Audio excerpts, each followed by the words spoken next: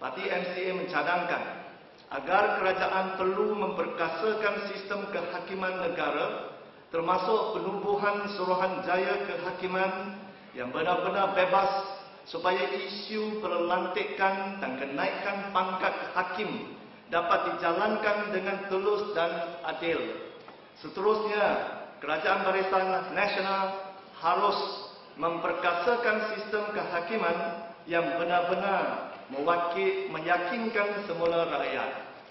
Yang kedua, Parti MCA berharap usaha-usaha membantras rasuah, terutamanya penstrukturan semula Badan Pencegahan Rasuah melalui penubuhan Suruhanjaya Pencegahan Rasuah Malaysia yang benar-benar berkesan untuk mencegah dan membantras rasuah. Sudah tiba masanya kita bertindak tegas tanpa mengira siapa dia pihak yang terlibat dalam rasuah, sama ada pemimpin politik, orang yang berpengaruh, atau mereka yang berjawatan tinggi, atau dia rapat dengan siapa pun. Kalau rasuah, tangkap, masuk penjara. Mereka, rakyat merasa cicik dan marah terhadap segelintir, saya rasa segelintir ahli politik dalam Barisan Nasional yang arrogant dan hairan membuat kenyataan atau ucapan yang berbau perkauman, sangat sensitif,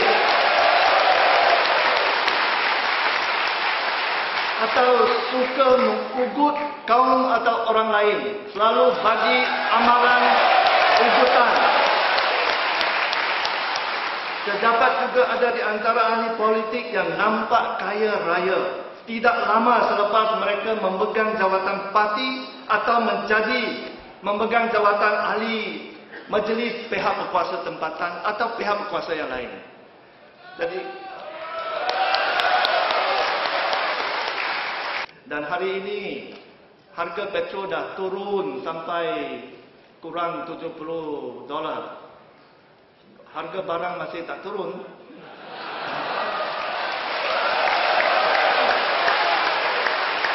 Kita haraplah pucuk pimpinan kita buatlah sesuatu untuk memastikan masalah rakyat ini tak kira bangsa, semua rasa sama. Jadi haraplah kita dapat menangani. Yang amat berhormat, telah berulang kali pemimpin negara kita telah memberi jaminan demi jaminan bahawa negara ini negara majmuk, rakyat perbilang kaum mempunyai hak kebebasan mengikut perlembagaan, mempunyai kepercayaan diri sendiri. Akan tetapi bila berlakunya sesuatu sebagai contoh, seorang rakyat Malaysia asalnya bukan Islam, kerana perkahwinan sudah tukar agama, selepas itu terdapat masalah keluarga. Jadi perkahwinan itu bercerai, dia terpaksa uruskan hak jagaan anak, uruskan hak kepercayaan anak, uruskan estate dan sebagainya.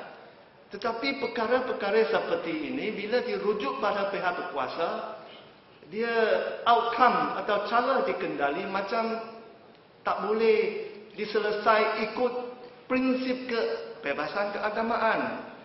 Maka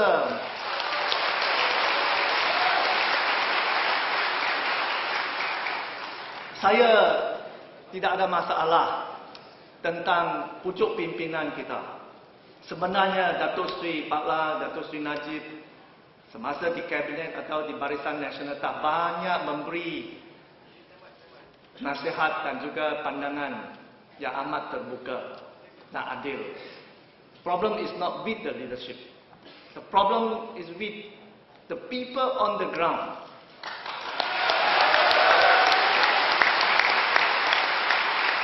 Pada masa dulu, tak kira Bumi Putra bukan Bumi Putra, Melayu, Cina, India, sebagai pembekal jabatan-jabatan kerajaan di sekolah, di mana-mana pun, bagi pembekalan yang kecil-kecilan, di bawah RM50,000 satu item.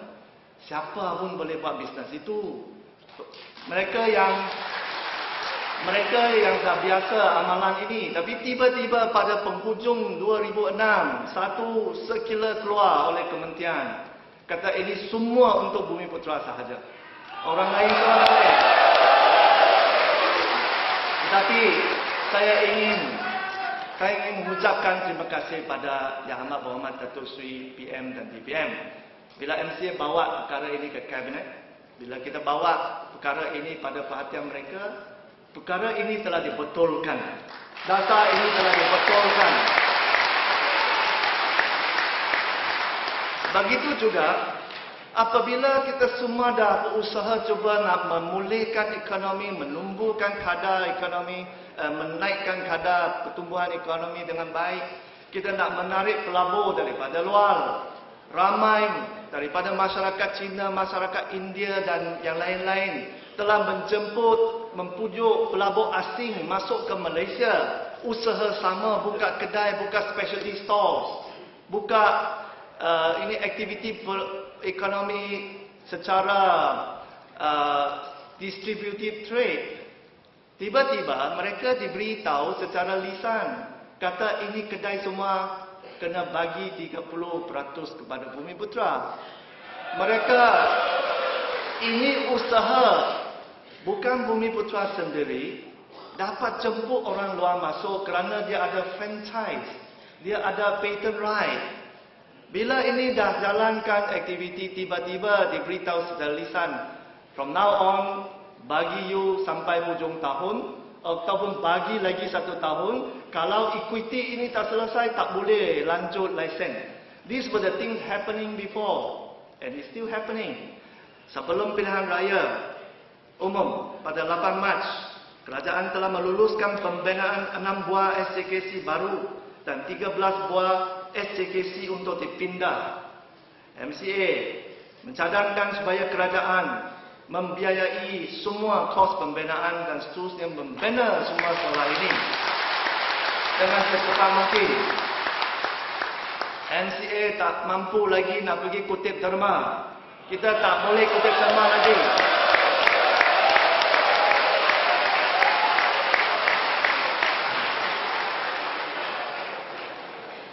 Selain itu, MCA juga mencadangkan supaya kerajaan menginstitusikan pembinaan SJKC baru dan SJKT baru di mana yang wujudnya keperluan dan sentiasa menyediakan peruntukan yang secukup.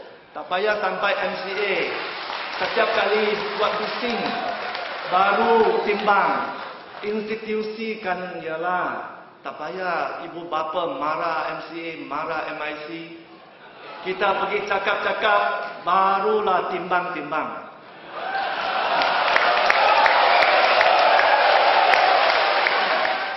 I share this sentiment with Yang Amat Berhormat Datuk Seri Najib telah kata di Sabah baru-baru ini. Saya petik, Barisan Nasional must change before Barisan Nasional being changed.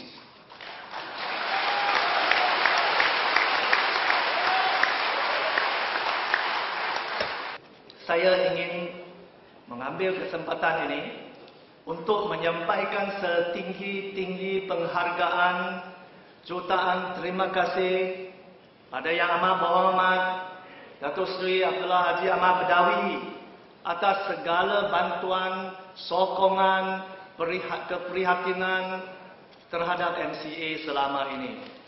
Terima kasih, kita bagi tepukan dulu.